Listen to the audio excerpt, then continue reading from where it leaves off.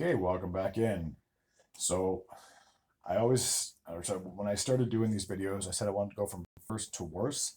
But unfortunately, I had to skip the Eagles because their season's still underway. And when I do my review for, I think, Detroit, I'm going to have to skip KC as well. So I'll obviously have to do the two Super Bowl team reviews once the Super Bowl is over. So I'll still do the Vikings and the Lions while I got the time. So again, I will be taking a look right now at the Minnesota Vikings, who finished second in the NFC North with a 14-3 record. And let's be realistic, this past season, the NFC North, there was so many good teams between the Lions, the Vikings, and the Packers. Of course, all three teams would make the postseason. So the division finished with three teams that made the playoffs. I'm still waiting for the day where one division just sweeps the playoffs. Then that will be unreal. So a 14-3 season. And normally you would think if a team finishes 14-3, they should win that division. But because the Lions and the Vikings were so good, unfortunately one team had to fall into a wildcard spot. And I'm pretty sure this is the first 14-win team that had to start the season out, or had to start the playoffs as the away team. So we'll take a look at their full season schedule. As always, they started off red hot too. They started their season off in a 5-game winning streak before their bye week in week number 6, defeating the Giants, the 49ers, the Texans, the Packers, and the Jets. So I'd say two of those teams uh, were playoff teams, so they would end up defeating two pretty good teams in the Texans and the Packers. And defeating the 49ers too, defending NFC champions too. That was a huge victory for Minnesota as well. After their bye week, they had a bit of a bump, losing to the Lions and the Rams.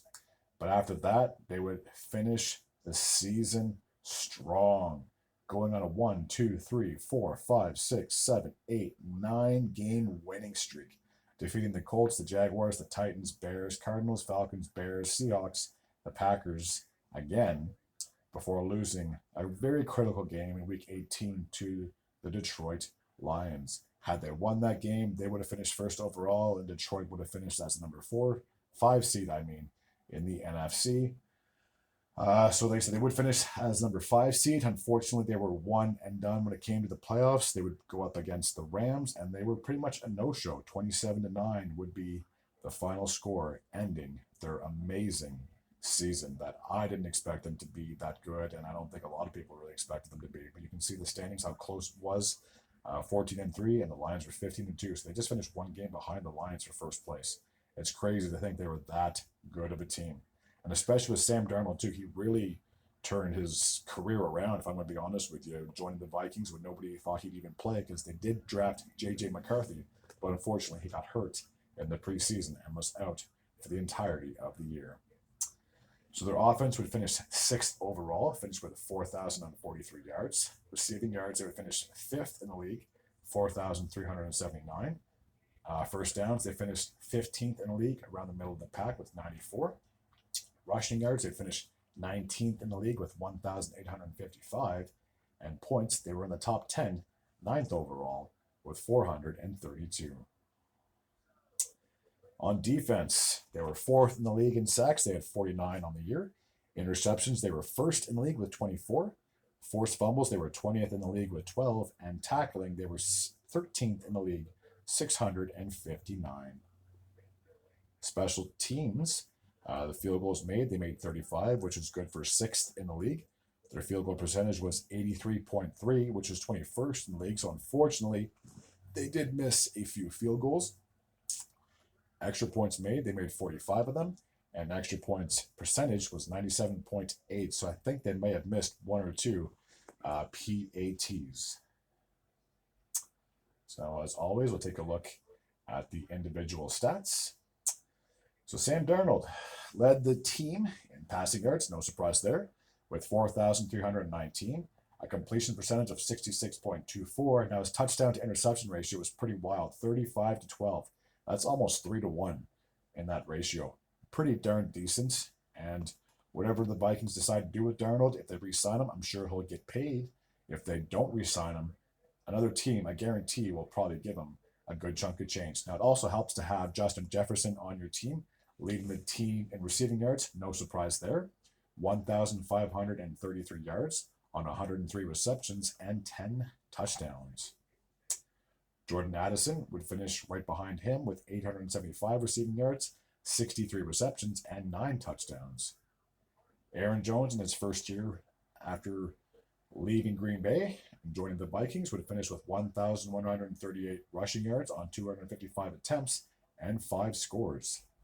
Cam Akers would finish the season with 297 rushing yards on 64 attempts and 1 TD. Jonathan Greenard would finish the season with 12 sacks on the season, 41 tackles, and 4 forced fumbles. Blake Cashman, the inside linebacker, would finish with 68 tackles, 4.5 sacks. And Byron Murphy would finish with 6 interceptions on the team, on the year, I should say, 62 tackles and 1 forced fumble. On special teams, Will Reichard, yes, there we go, would finish 24-30 on field goals made, a field goal percentage of 80%, and Ryan Wright, the punter, would finish with 56 punts, 2,604 yards, and average just over 46 yards a kick. So I know in my previous videos I have talked about the Vikings and how I don't know really how to feel about them. If you have a 14-3 season, that means you're trending in the right direction and you should improve from there. But they've had a lot of years where they were successful one year and then they kind of crap the bed the next year. So in order for them to have my full-on belief that they are competitive, they have to make the playoffs again next year. Then I can say they're serious and they're moving in the right direction. But again, I don't know what the situation with Sam Darnold is. He only signed the one-year deal. He was essentially just there to be like a mentor and a backup, but he ended up playing all the games through the season and the one postseason game as well. So if they bring him back, then they should have just as much success as long as they bring back a lot of their key pieces and wide receivers, tight ends, keep the O-line, whatever they have to do to make sure that Darnold is just as successful this year as he is next year. But the big question with that is, if he does come back and say J.J. McCarthy is healthy, do you just bench McCarthy for the entire year or wait for Darnold to have a bad game and put him in? So this is like the trouble when you have a guy who is going to technically be in his sophomore year, but he's still a rookie because he didn't play this past season. Do you really want him sitting behind on the bench? Maybe that's the path they take. I don't know.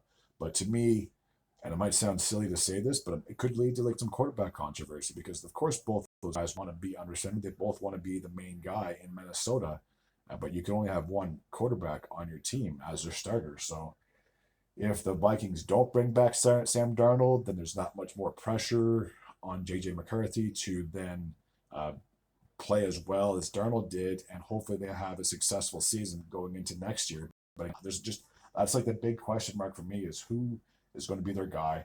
Is Sam Darnold coming back? Will JJ basically sit out his sophomore year and just sit on the bench and maybe play some meaningless ended games where he's just hitting the ball off or just taking a knee?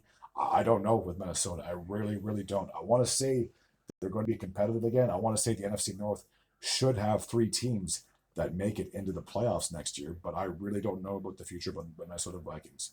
I could be very wrong. I could sound absolutely ridiculous with all these assumptions. But again, for a team that wasn't expecting to do a whole lot this year, they exceeded it. They excelled it. But can they keep it up again next year? I really don't know. I want to say they should finish above 500. I don't think they'll finish with a 14-3 record like they did this past year. So, again, we'll see what moves are made in the offseason for Minnesota and the draft as well, what players they're going to be looking for, and by the time OTAs get underway, will there be any injuries, which unfortunately are a part of the game? Will there be contract disputes? Will there be re-signings? Will there be players leaving? I don't know. There's just so much to unpack when it comes to the offseason, and unfortunately, it is very long. I think of the 4 major sports, it's like the longest offseason because it technically starts after the Super Bowl, and then by the time next season starts, it's September. So you got March, April, May, June, July, August. You start your preseason games. So you have 5 months where you're not playing really any football, and then the 1 month you're playing preseason. You're basically starting your second string guys, your third string guys who are more than likely going to be cut before the 53-man roster is set for opening day. So again, for Minnesota, I really wish I had more optimism going forward. But again, they've just been so inconsistent at making the playoffs back-to-back years. So for me, it's really hard for me to say how they're going to do. But again, we still got 5 months of off-season and OTAs stuff to discuss. So we'll see where they're at, and obviously the health of JJ McCarthy once this upcoming training camp gets underway. All right, that's going to take care of my review for the Minnesota Vikings. As always, if you're new to this channel and you like this type of content, feel free to hit the sub button. I'd be very grateful and very appreciative. Until next time, and as always, take care.